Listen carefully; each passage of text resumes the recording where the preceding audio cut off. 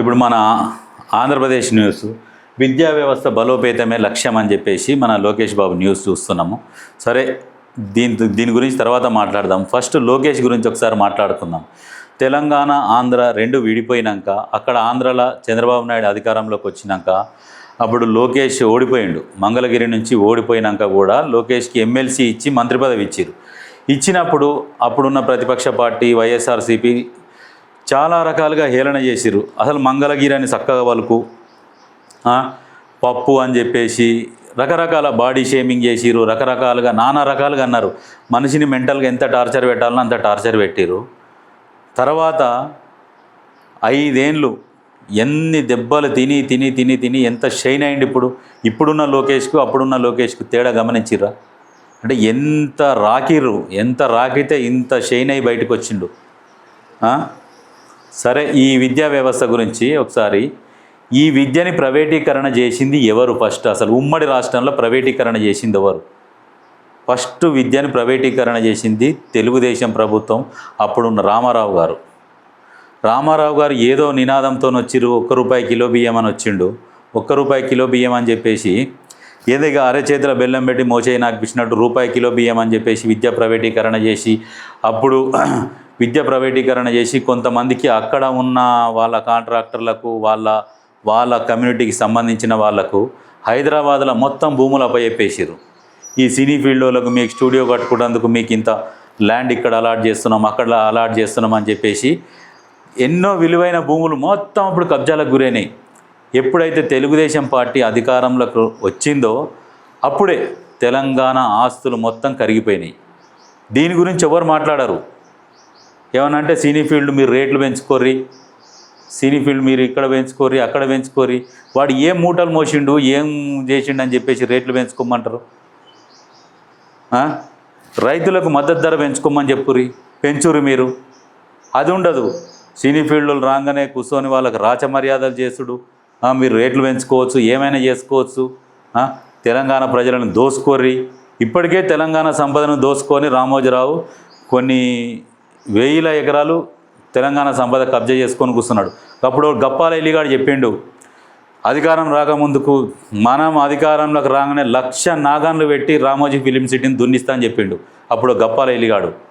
నిజంగా వాని మాటలు నమ్మిరు అప్పుడు అందరూ. నమ్మి ఎల్లిగాడు నిజంగానే 1,00,000 నాగాన్లు తీసుకుపోయి దున్నుతాడేమో, అయ్యమ్మ మనకు అందరికీ లాభం చేకూరుతుందేమో అనుకోరు. తెల్లారవేయండి దండం పెట్టి కూర్చుండు, మూట తెచ్చుకుంటూ సపరేట్గా కూర్చుండు. పోతాడు ఇంకో అన్నపూర్ణ స్టూడియో. వీళ్ళకి అందరికి జాగాలు ఎక్కడి, వీళ్ళు పైసలు పెట్టుకున్నారు ఆ భూములు మొత్తం రాసిచ్చి వీళ్ళు. తెలుగుదేశం ప్రభుత్వం వచ్చినాకనే తెలంగాణ సంపద మొత్తం కొలగొట్టబడడం జరిగింది. అప్పుడున్న వీళ్ళే వాళ్ళ కమ్యూనిటీకి సంబంధించిన వాళ్ళే ఉన్నారు. వేరే ఎవ్వడు లేడు. చూడుర్రు, సరిగ్గా ఆలోచించుర్రి. అది వాళ్ళు అట్లా పరిపాలించిర్రు. సరే, మనోడు వచ్చినాక సరే మనోడే నీ అమ్మ పెద్ద పోటేసి, మనోడైతేనే సరిగ్గా కరెక్ట్ మొగడు, మనోడిని ఎట్లనైనా గెలిపిస్తే నీ అమ్మ వాళ్ళ పని పడతాడు, పక్క అందరు నిలగొడతాడని చెప్పేసి జనాలను నమ్మించిండు. అప్పుడు ఎట్లా అంటే, నేను ఆ గుట్టని ఇట్లా చిటికెనేల మీద మోసుకపోతా అని చెప్పేసి ఏదో సినిమాలో బాబుమోహన్ గుట్ట ఆ గుట్ట తెచ్చి నా చేయి మీద పెట్టరు మోసుకపోతా అన్నట్టు చేసిండు. ఇప్పుడు ఇగో అట్లాంటి దరిద్రుడు. వాళ్ళ తర్వాత వచ్చిండు, మళ్ళా పోయిండు, వాళ్ళ సంఘ నాకిండు, వాళ్ళు ఇచ్చిన మూటలు తీసుకొని పోయిండు, చదువుకొని కూర్చున్నాడు. అట్లాంటి రాజకీయ నాయకులు ఉన్నప్పుడు ఎట్లా బాగుపడుతుంది చెప్పు? తెలంగాణ కోసమే పుట్టిన పార్టీ అని చెప్తారు. తెలంగాణ కోసం పుట్టిన పార్టీ, తెలంగాణ కోసం నేను కాపలా కుక్కలాగా ఉంటా, నాకు ముఖ్యమంత్రి పదవి వద్దు, తెలంగాణ తెచ్చిన ఇంతకంటే పెద్ద పదవి నాకు ఇంకేం కావాలి అని చెప్పేసి మాట్లాడిండు. రాగానే నేను దళితున్నే ముఖ్యమంత్రిని చేస్తా అని అన్నాడు. అని మాట మార్చి నాకంటే పెద్ద దళితుడు కూడా నేనే దళితున్నా అన్నట్టు. అది ఆ నాలికను తాటిమట్టను. అది అసంటోనికంట మళ్ళానంట అధికారం ఉపయోగపాలనంట, సారే రావాలన్నారు, మళ్ళీ కారే కావాలంటారు అని చెప్పేసి జనాలు అంటారట. ఏ ఒక్కడు కూడా 5 ఏళ్లతో అన్నం తినేటోడు మిమ్మల్ని కావాలని అయితే ఎవడు కోరుకోడు. నువ్వు వాళ్ళ కోవకు చెందినోనివే, ఏది తెలంగాణ సంపద దోసుకున్న దాంట్లో వాళ్ళ కమ్యూనిటీకి చెందినోనివే. నువ్వు కూడా అక్కడి నుంచి వలస వచ్చినోనివే, ఇక్కడికి వచ్చి మళ్ళీ అదే తెలంగాణ ప్రజల సంపద కొల్లగొట్టి కూర్చున్నోనివి. నిజాలు మాట్లాడుకోవాలి. ఏ పార్టీ అయినా సంబంధం లేదు. ఎంత సంపద దోచుకోరు, మీకు ఏముండే అప్పుడు? ఏం లేనోని ఇవాళ లక్షల కోట్లకు ఉన్నావు. ఏదో బీక్తా ఏదో గోక్తా, తెలంగాణ కోసం పుట్టిన పార్టీ ఏమైనా చేస్తాం మేము. వాళ్ళ మొత్తం భూములు గుంజుకుంటాం, వాళ్ళని ఈడికెళ్ళెళ్ళ కొడతాం, ఆడికెళ్ళెళ్ళ కొడతాం అంటే లాస్ట్కి అక్కడి నుంచి వచ్చిన వాళ్ళని నీ పార్టీలో చేర్చుకుంటే తెలంగాణ వాళ్ళని ఈ పంత సున్నం బెల్లని చేపిస్తుంటివి. సిగ్గుండాలి నిజంగా మీకు, మీ బతుకులకు. మళ్ళా అధికారం కావాలి, మేము బీసీల కోసం కొట్లాడతామని రాముడు మాట్లాడతాడు బోడా. చిత్తశుద్ధి ఉండాలి బీసీల గురించి. మీరేం బీకిరు 10 సంవత్సరాల నుండి? ఏం చేసిరు బీసీలకు మీరు? అందరిని తీసుకుపోయి లోపలేసిరు.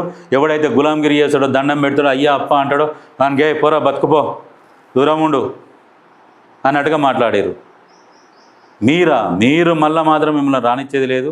మీరు అధికారంలో ఉండదు. ఎవడన్నా సిపిఎం, సిపిఐ, లాస్ట్కి ఇంకా ఏ పార్టీ అయినా రాని వాళ్ళకు ఓటేయాలి. కానీ మీకు ఓటేసి మిమ్మల్ని మళ్ళీ గద్దె మీద గుసబెడితే తెలంగాణ అనేది గాలి పీల్చుకుంటుంది కూడా ట్యాక్స్ వేస్తారు మీరు.